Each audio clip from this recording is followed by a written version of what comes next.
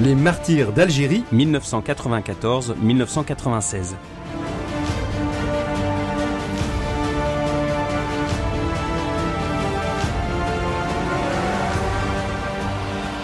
Quand un adieu s'envisage. S'il m'arrivait un jour, et ça pourrait être aujourd'hui, d'être victime du terrorisme qui semble vouloir englober maintenant tous les étrangers vivant en Algérie, j'aimerais que ma communauté, mon église, ma famille se souviennent que ma vie était donnée à Dieu et à ce pays. Qu'ils acceptent que le maître unique de toute vie ne saurait être étranger à ce départ brutal. Voici que je pourrais, s'il plaît à Dieu, plonger mon regard dans celui du Père pour contempler avec lui ces enfants de l'islam tels qu'il les voit, tout illuminés de la gloire du Christ, fruit de sa passion. Tel est le testament du prieur des moines de Tibrine, le père Christian de Chergé, écrit à peine 2 ans avant leur enlèvement et leur exécution. Dans ce premier numéro de votre émission Pèlerin de Dieu, en souvenir des 19 catholiques tués en raison de leur foi en Algérie entre 1994 et 1996 et proclamés martyrs par le pape François en janvier 2018, découvrons notamment l'histoire des moines de Tibrine et leurs raisons de leur présence en Algérie.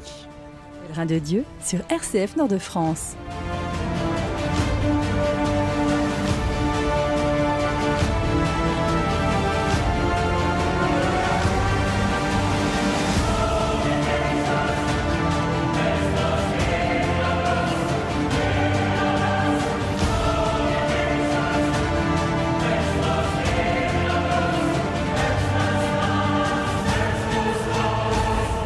La présence chrétienne en Algérie et en Afrique du Nord remonte dès la fin du 1er siècle, notamment à partir des communautés juives qui s'y trouvaient en diaspora et des relations notamment commerciales avec la rive nord de la mer Méditerranée.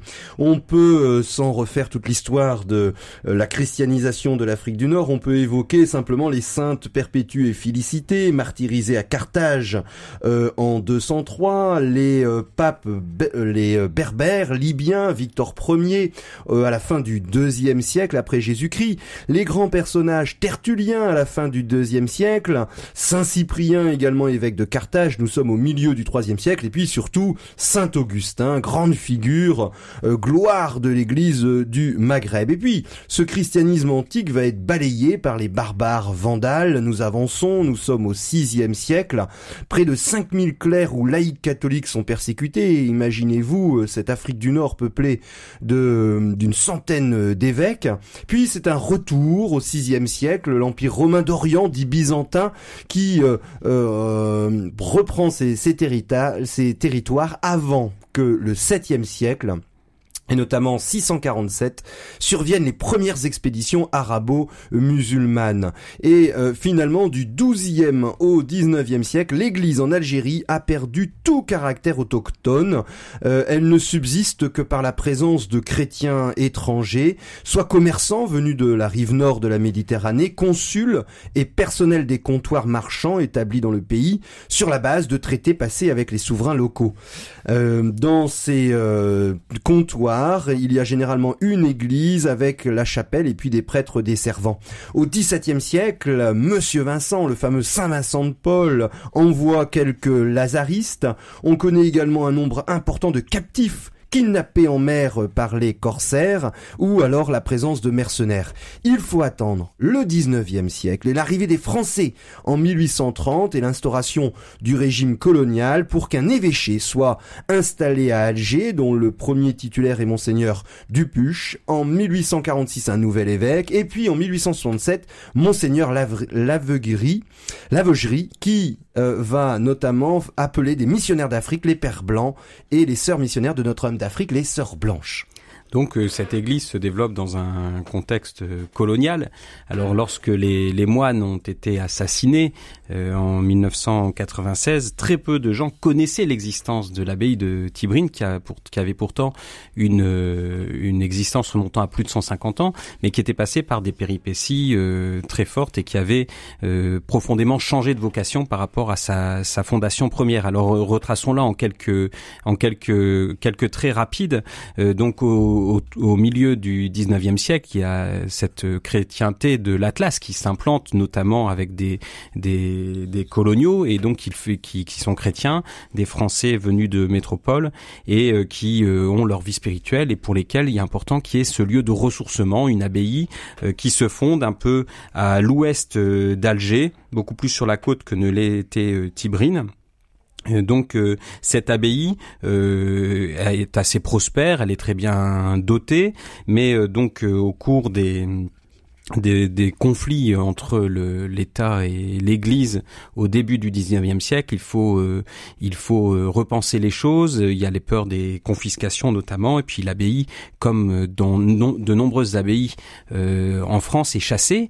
Les moines se retrouvent donc chassés vers 1905. Les moines se retrouvent d'abord en Italie, et elle est refondée quelques années plus tard, du côté de Tibrine. Donc on refonde Notre-Dame de l'Atlas. Alors il n'y a pas que Tibrine, ce qui explique que au moment de l'assassinat des moines, il y avait aussi un frère qui venait du Maroc, un autre point de fondation de cette abbaye Notre-Dame de l'Atlas.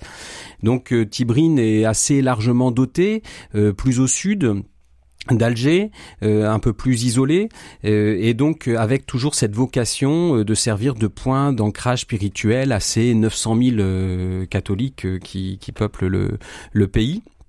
Et donc une abbaye très tournée vers la France et les Français. Et lorsque vient l'indépendance, c'est toute une église entière qui s'effondre, qui se vide de ces chrétiens. Donc après l'indépendance de 1962, et on est dans le contexte du Concile Vatican II, et des voix vont se faire entendre, notamment autour de l'archevêque d'Alger, Monseigneur Duval, pour maintenir une présence chrétienne, une présence contemplative, et pour lui c'était très important. Il dit si les moines s'en vont, nous sommes perdus. L'église, c'est toute l'église qui s'écroule. Et donc il y a une présence monastique qui est repensée, mais beaucoup plus comme une présence chrétienne en terre d'islam.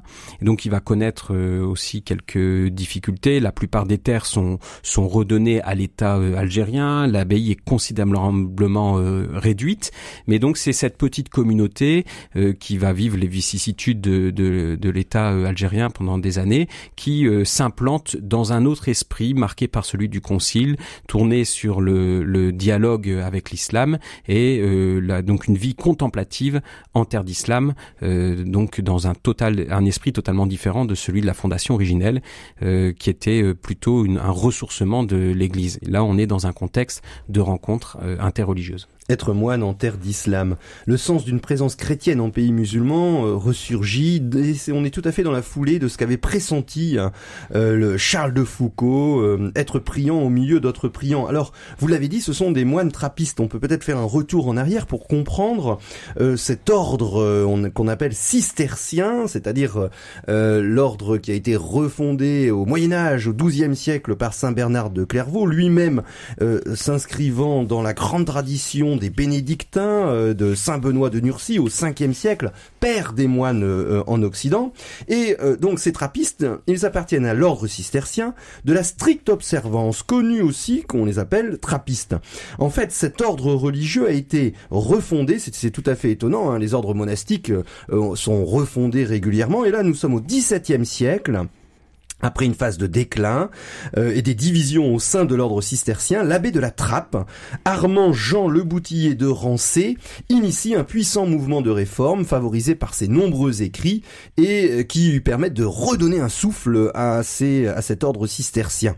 Alors cette vie trappiste, en quelques mots, se caractérise principalement par une vie volontairement menée à l'écart du monde, afin de favoriser ce qui en constitue le cœur, c'est-à-dire la prière. Celle-ci rythme la journée du moine qui se rend à l'église 7 fois par jour, et notamment, ce qui est le plus impressionnant, à 3h45 pour prier les vigiles à 4h du matin. Et puis c'est l'office de la louange. Elle se nourrit donc de la parole de Dieu. Cette parole, elle est méditée dans ce qu'on appelle la Lectio Divina de la Bible, hein, qui est une lecture priante. Cette vie trappiste est un chemin de purification du cœur et d'humilité. Ils ont également une vie de travail, environ 6 à 8 heures par jour, plutôt manuelle. Et c'est finalement un chemin d'ascèse marqué par l'obéissance à un abbé ou un prieur qui tient symboliquement la place du Christ au milieu de la communauté des frères. Dernier mot, c'est ce vœu de stabilité qui va être tellement important pour la suite de notre histoire.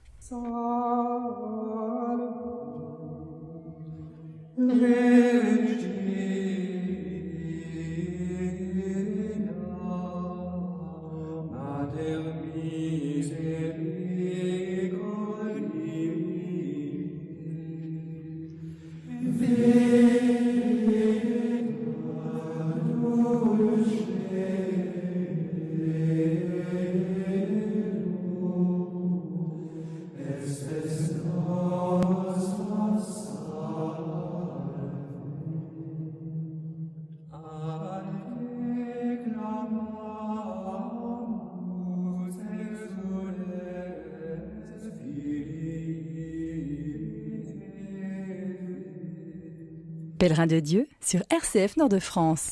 Nous sommes en Algérie, à Tibrine, cette petite communauté qui, autour des années 70, a été refondée comme une présence chrétienne en terre d'islam. Elle fait partie de Notre-Dame de l'Atlas, qui compte 12 moines, 8 à Tibrine et 4 au Maroc, donc dans un autre lieu qui dépend aussi de cet ensemble d'abbaye qui s'appelle Notre-Dame de l'Atlas, donc une toute petite communauté. Alors, elle est marquée par une figure plus dominante dans cette petite communauté, qui est le frère Christian de Chergé, qui est prieur du monastère. Lui, il est entré, il est né en 1937 à Colmar, et ordonné le 21 mars 1964. Il avait vécu son service aussi en Algérie, au cours duquel il avait été profondément marqué par la mort d'un Algérien qui était mort au cours d'un échauffourée où on s'en prenait à lui, et il était mort en le défendant. Et ça va profondément le marquer, le bouleverser. Alors il a ce désir qu'il habite de revenir en Algérie. En 1971, il arrive à Tibrine, 2 ans après son entrée à la trappe d'Egbel. L'abbaye de Tibrine qui est toujours très liée à celle d'Egbel, qui avait été à l'origine de sa fondation. Et donc en 71, il arrive à Tibrine où il termine son noviciat et fait sa profession. Et là, donc progressivement, il va s'initier à l'arabe, à l'islamologie, en faisant un complément de formation à Rome notamment. Et puis il fait ses vœux solennels en 76. Donc à ce moment-là, il devient, puisqu'il y avait très peu de frères incardinés, donc qui étaient fixés, qui faisaient vœu de stabilité à Tibrine, il devient en quelque sorte le premier, et c'est lui qui va marquer et façonner en quelque sorte le tempérament spirituel de cette communauté. En 84, il est élu prieur. Alors, il le dit dans une lettre qui présente bien son esprit. Il est certain que Dieu aime les Algériens et sans doute a-t-il choisi de le démontrer en leur donnant nos vies. Donc c'est une lettre qui date d'1 année avant sa mort. Pour chacun, c'est un moment de vérité et de lourde responsabilité en ces temps où ceux que nous aimons se sentent si peu aimés. Chacun apprend peu à peu à intégrer la mort dans ce don et avec la mort toutes les autres conditions de ce ministère, du vivre ensemble qui est une exigence de totale gratuité. Alors donc le frère Christian de Chergé, il avait profondément intégré aussi l'islam dans sa propre spiritualité, donc cette rencontre avec l'islam. Il avait aussi des aspects un peu déconcertants puisque par exemple, il enlevait ses chaussures pour aller prier, ou il faisait le jeûne du mois de Ramadan pendant le temps du Ramadan, non pas comme adhésion à l'islam, mais comme solidarité avec ce peuple musulman et comme une sorte d'écoute intérieure de ce que cette rencontre avec les musulmans pouvait lui dire aussi pour sa propre foi chrétienne. Donc c'est ce frère qui est père abbé au moment de l'assassinat des moines, et ils sont d'autres frères dans cette communauté, au total 8. Alors c'est un autre frère, on a également frère Luc Paul Dauchier qui est né en 1914 dans la Drôme. À 18 ans, il s'oriente à la faculté de médecine de Lyon, il réussit ses diplômes et puis là, il a 23 ans, il disparaît tout d'un coup et ses camarades d'externat ne découvriront que plus tard ce qu'il est devenu. À la suite d'un mûrissement interne dont on ne sait pas grand-chose, il se présente à la même abbaye d'Egbel. Nous sommes au sud-est de Montélimar, dans la Drôme, une grande grande abbaye encore vivante aujourd'hui, connue pour les liqueurs d'Aiguebelle. Et puis il va visiter la grande mystique française du XXe siècle, la vénérable Marthe Robin, qui l'oriente définitivement vers le cloître. Alors ils ont souvent un lien avec le Maghreb. Eh bien, frère Luc, son lien c'est à 25 ans, il devient médecin lieutenant avec une affectation dans le sud marocain qui lui donnera l'amour du Maghreb. La Deuxième Guerre mondiale arrive. Entre-temps, il est devenu frère convers, c'est-à-dire pour développer l'esprit d'humilité, puisqu'il y avait une division dans la trappe entre les moines de cœur et les moines convers qui étaient plus chargés du travail manuel. Et donc à 28 ans, il prend complètement l'habit en 1942, et pendant cette Deuxième Guerre mondiale, en 1943, il accepte de remplacer un médecin père de famille nombreuse, ça nous rappelle un petit peu Saint-Maximilien Kolb, dans un camp de prisonniers en Allemagne. Il revient après la guerre, il a 32 ans et là il va arriver à Notre-Dame de l'Atlas où il va s'occuper d'un dispensaire. Il avait ses études de médecine et puis jusqu'à sa mort tragique, c'est près de 150 malades qu'il va recevoir par jour, et on connaît également lorsqu'ils vont être ravis, kidnappés dans la nuit du 26 au 27 mars 1996, dans la cassette remise par le GIA, le groupe terroriste islamiste, un mois après l'enlèvement, on entend sa voix qui est normale, et il semble même ironiser sur ses ravisseurs, restant ainsi fidèle à l'humour parfois un peu noir qu'il gardait en toutes circonstances. Le prieur, frère Luc, et nous avons ensuite le frère Christophe. Le frère Christophe, le Breton, qui est le plus jeune de la communauté, lui, il appartient à la génération des révoltés, des étudiants révolté de 1968. Alors il a grandi, donc il est né en 1950, il est le 7e d'une famille de 12 enfants. Il grandit dans cette famille chrétienne avec un temps d'éloignement assez marqué de la foi, avant d'y revenir. Et donc il fait son service militaire en tant que coopérant en Algérie et il passe à Tibrine. Il en garde un souvenir ébloui. Je suis monté plusieurs fois à Notre-Dame de l'Atlas et j'ai aimé cette communauté sans éclat, simple et très vraie. Des hommes qui s'obstinent humblement et paisiblement à témoigner que Dieu vaut la peine qu'on donne ensemble sa vie pour lui. Alors, donc le frère Christophe va poursuivre ses études en France. Et donc il fait son chemin. En 1974, il entre à la trappe de Tamier dans les Alpes et encore novice, il part pour Tibrine qui continuait de l'appeler et d'exercer cet attrait sur son cœur. En 77, il préfère retourner un moment à Tamier où il fait sa profession solennelle en 1980 et le 8 octobre, il retourne à Notre-Dame de l'Atlas. Il sera ordonné 10 ans plus tard, le 1er janvier 1990. Donc cet homme qui est aussi guitariste et écrivain, donc l'écriture, dit-il, est une blessure d'un malade d'amour. Il écrivait énormément et c'est comme ça qu'on le connaît aussi, poète aussi à ses heures. Et donc il est aussi celui dont on a le plus décrit. Je vous lis juste un petit passage de son testament. « Mon corps est pour la terre, mais s'il vous plaît, aucune protection entre elle et moi. Mon cœur est pour la vie, mais s'il vous plaît, rien de maniéré entre elle et moi. Mes mains sont pour le travail, elles seront croisées très simplement. Que mon visage soit absolument nu pour ne pas empêcher le baiser, et le regard, laissez-le voir. »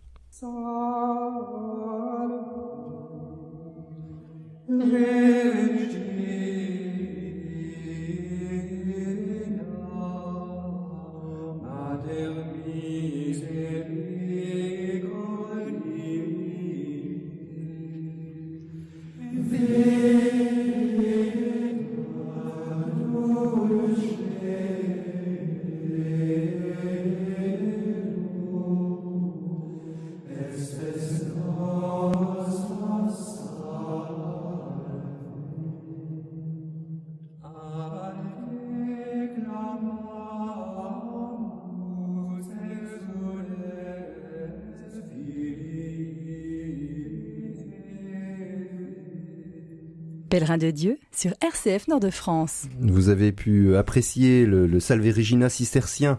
Nous sommes avec les moines de Tibrine, martyrs lors de ces années noires de la guerre civile algérienne, et nous essayons de découvrir les uns après les autres ces belles figures de moines très différents entre eux, mais qui vont être rassemblés. Le Christ les rassemble et ils vont pouvoir exercer leur charité entre eux et puis vis-à-vis de des musulmans et des habitants autour du monastère.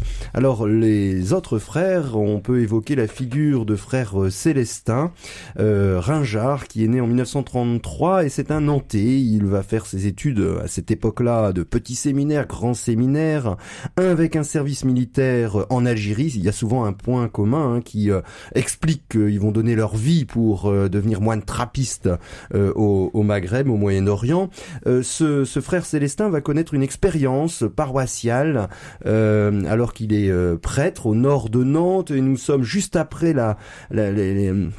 mai 68, au début des années 70, où il est obligé de partir, et c'est finalement l'abbaye de Bellefontaine, entre Nantes et Angers, au sud de la Loire et au nord de Cholet, qui va l'accueillir et qui va l'envoyer à Notre-Dame de l'Atlas.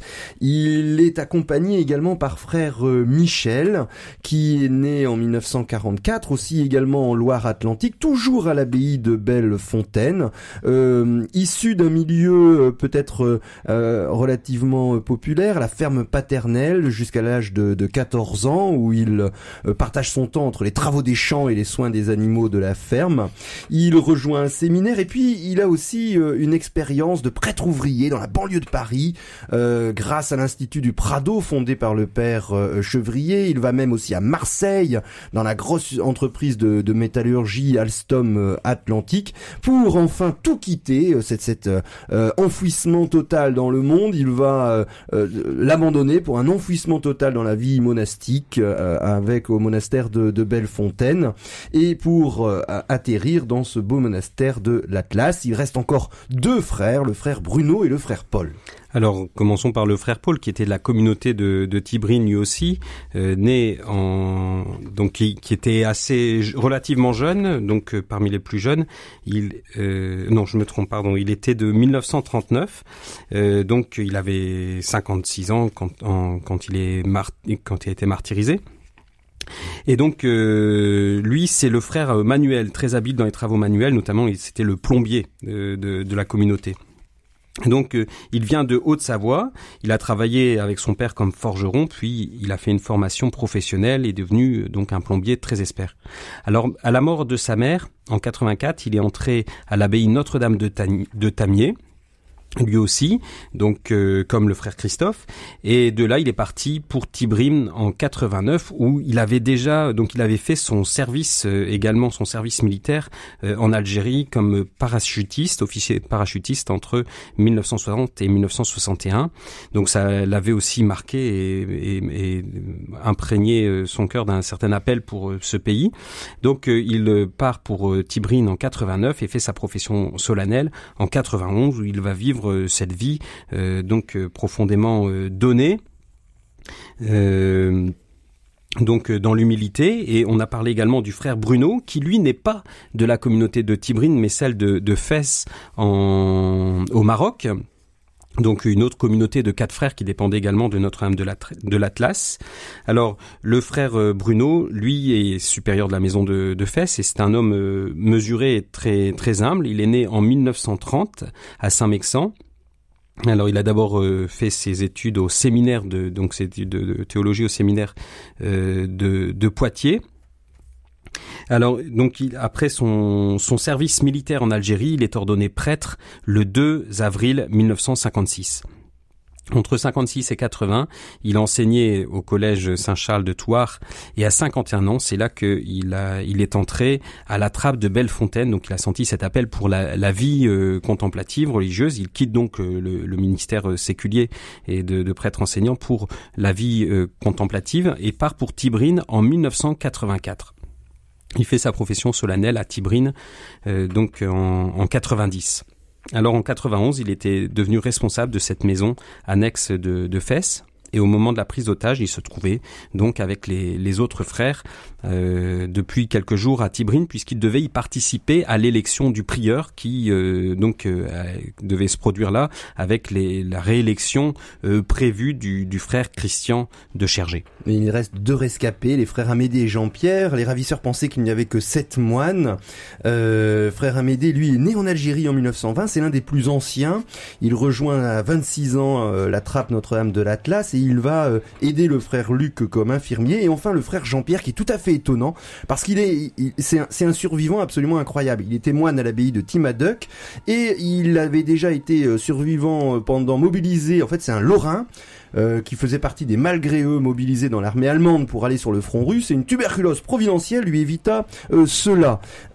Ensuite, il va être rescapé de Tibrine, il va pas être pris par les islamistes, et enfin, il va être rescapé aussi de Fès, puisque le plafond en béton de sa cellule s'étant effondré sur sa table de travail qu'il venait juste de quitter. Il est encore vivant et vit encore au Maghreb pour assurer cette présence de moines chrétiens en terre d'islam.